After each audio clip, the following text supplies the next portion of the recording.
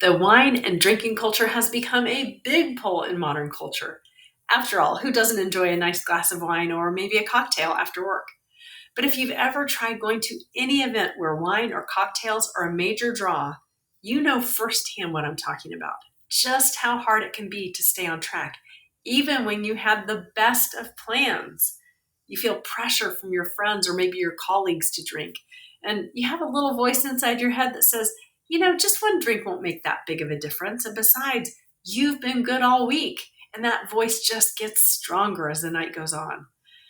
Now, you know how that goes. One drink turns into two drinks, maybe even three or more.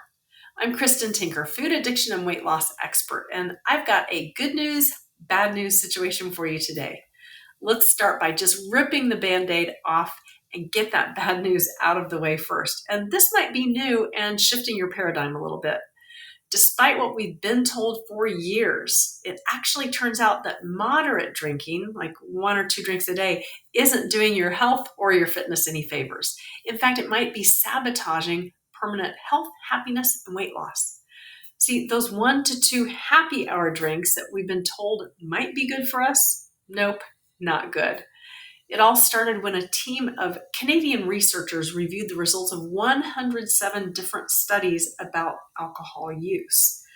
And this is a pretty significant study. See, they tracked data from more than 4.8 million people, and they found that the old studies were indeed flawed. That's right, they're flawed. So here's a quick rundown of their findings. And I think some of this might be actually a surprise for you. People who have 2 drinks each day do not have a reduced risk of death than those who don't drink at all, which in fact is actually different than what we used to think. This is totally shifting our paradigm on moderate drinking. People who drink about 2 drinks a day do not have any health benefits from drinking those drinks.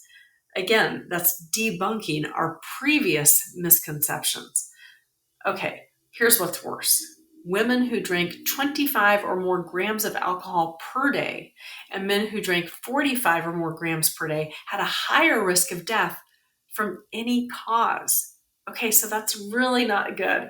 Unrelated to that study, but still related to you and your goals. Alcohol has always been problematic when it comes to your health and also your fitness, as well as your happiness and permanent weight loss. And no wonder.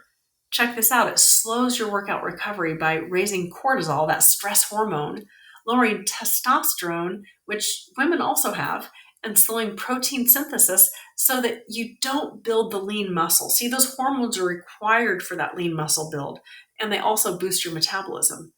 And they balance estrogen as well. So it can flip you into this hungry mode when you throw off cortisol, and it can affect your judgment about your food choices. See, having those hormones balanced is critical, and alcohol throws it off. Not to mention that alcohol is packed with calories and it's linked with unhealthy belly fat. So it can upset your sleep, it can throw off your hunger, and yes, again, who wants hormones out of whack, especially in midlife? So right now you might be wondering what the good news is. Well, actually, here it is. Now we know. I know that sounds silly, but information and knowledge is power. So now you know the truth, and that helps you make informed choices for long-term health, long-term happiness, and especially long-term weight loss. Now, no one is saying you cannot or you shouldn't indulge once in a while. Goodness knows I love an occasional glass of red wine or a martini. But when you do, it's critical for long-term weight loss to indulge in alcohol on your terms, with a deliberate decision that you make ahead of time. I call it decisions ahead of time about what kind of drink, how much, where, with whom, why. See, this is what I teach my clients. It's all about making decisions ahead of time to stand in your power. And of course, having a great coach to guide you through that decision-making process with realistic expectations to stay on track for life. Well, that helps too. So now you have the full story on alcohol, moderation, decisions ahead of time, or actually the myth of moderation, and that there is a lot of power in all of that. Having a good plan pays.